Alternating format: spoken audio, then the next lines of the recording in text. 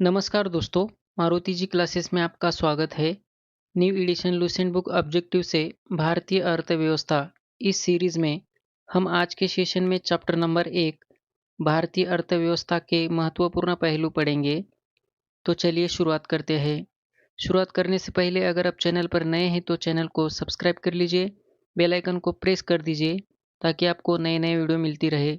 साथ ही वीडियो को लाइक किया कीजिए, शेयर कीजिए, कमेंट करिए। तो चलो शुरू करते हैं।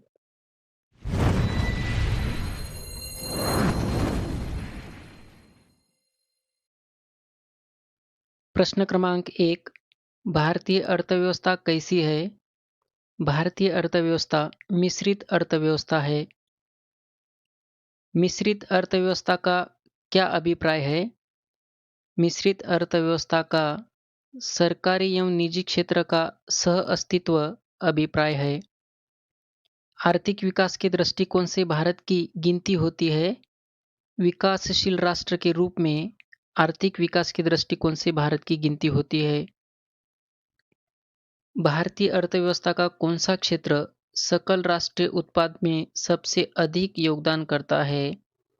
तृतीय क्षेत्र सकल राष्ट्रीय उत्पाद में सबसे अधिक योगदान करता है। बंद अर्थव्यवस्था यानी क्लोज्ड इकोनॉमी वह अर्थव्यवस्था है न तो निर्यात नहीं आयात होती है।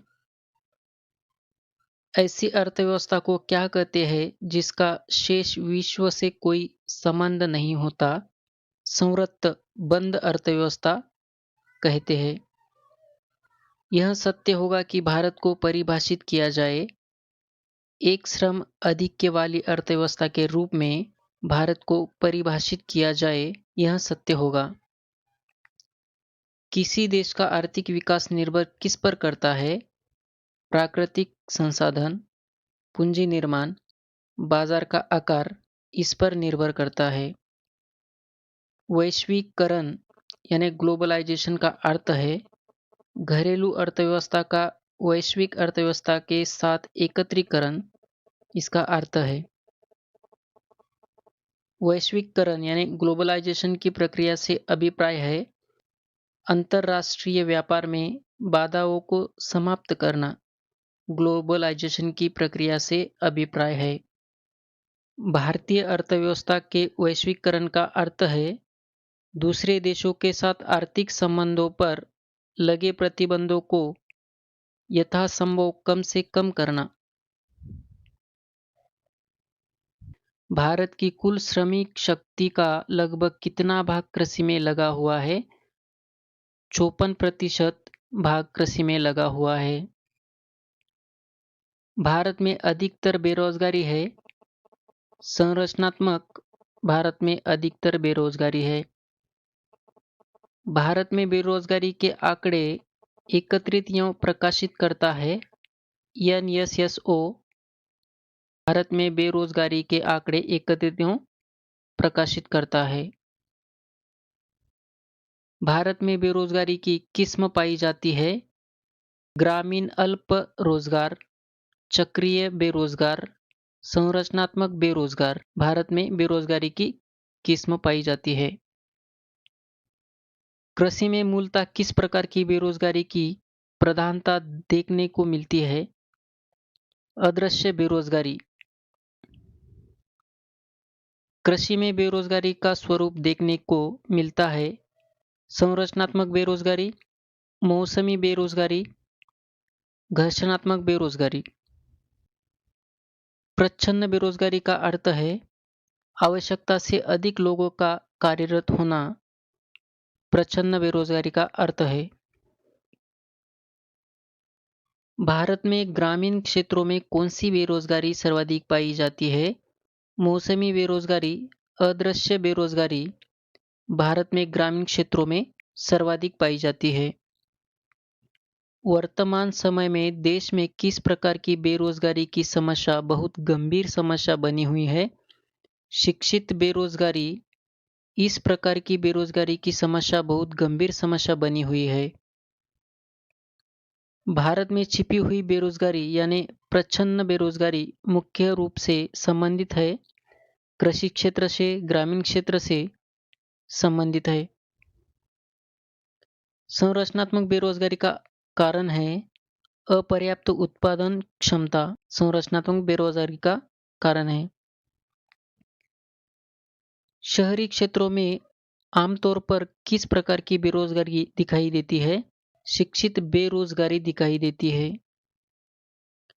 प्रचंड बेरोजगारी का अर्थ सामान्यतः है श्रम ही सीमांत उत्पादकता शून्य। किस प्रकार के बेरोजगारी में स्नातक तथा स्नातकोत्तर डिग्री वाले युवा नौकरियां प्राप्त नहीं कर पाते हैं? शैक्षिक बेरोजगारी। डैश डैश बेरोजगारी तब होती है जब लोगों को वर्ष के कुछ महीनों के दौरान रोजगार नहीं मिल पाता है। मौसमी बेरोजगारी। प्रचंड बेरोजगारी को और किस नाम से जाना जाता है? अल्प रोजगार नाम से जाना जाता है। प्रचंड बेरोजगारी निम्न में से किसकी एक विशेषता है? प्रचंड बेरोजगारी कृषि की एक विशेषता है। वर्ष के अधिकांश हिस्से में बेरोजगार रहने वाले व्यक्तियों की संख्या को कहा जाता है सामान्य स्थिति बेरोजगारी कहा जाता है। निम्नलिखित में से कौन भारत में गरीबी रेखा का निर्धारण करता है? नीति आयोग भारत में गरीबी रेखा का निर्धारण करता है। अल्प विकसित देशों में गरीबी का मुख्य कारण है आय में असमानता। अल्प विकसित देशों में गरीबी का मुख्य कारण है। भारत में निर्धनता के स्तर का आकलन किया जाता है परिवार के उपभोग व्यय के आधार पर। मुख्यतः गरीबी उन्मूलन हेतु निम्नलिखित में से किस प्रधानमंत्री ने मूल रूप से 20 सूत्री कार्यक्रम प्रारंभ किया था? इंदिरा गांधी ने 20 सूत्री कार्यक्रम प्रारंभ किया था। किस राज्य को अत्यधिक कुपोषण के कारण भारत का इथियोपिया कहा जाता है? मध्य प्रदेश को भारत का इथियोपिया कहा जाता है। निम्नलिखित में से कौन सा एक सूचकांक भारत में गरीबी की तीव्रता की माप के लिए सबसे उपयुक्त है? बहुआयामी गरीबी सूचकांक भारत में गरीबी की तीव्रता की माप के लिए सबसे उपयुक्त है। निम्न में से कौन सा कार्यक्रम ग्रामीण भारत में गरीबी दूर करने हेतु था?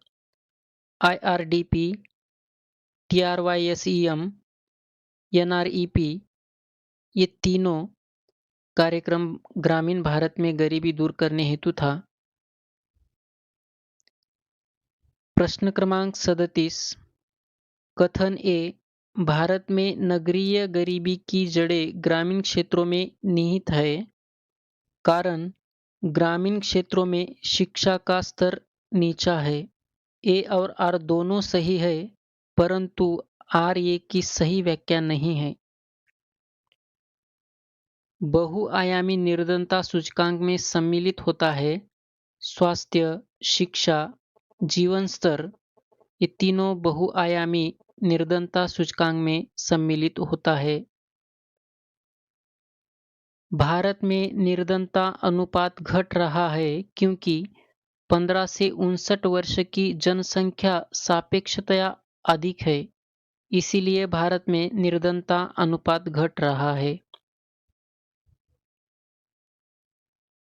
भारत में गरीबी के अनुमान हेतु निम्नलिखित में से कौन सा विधियों का प्रयोग किया जा रहा है?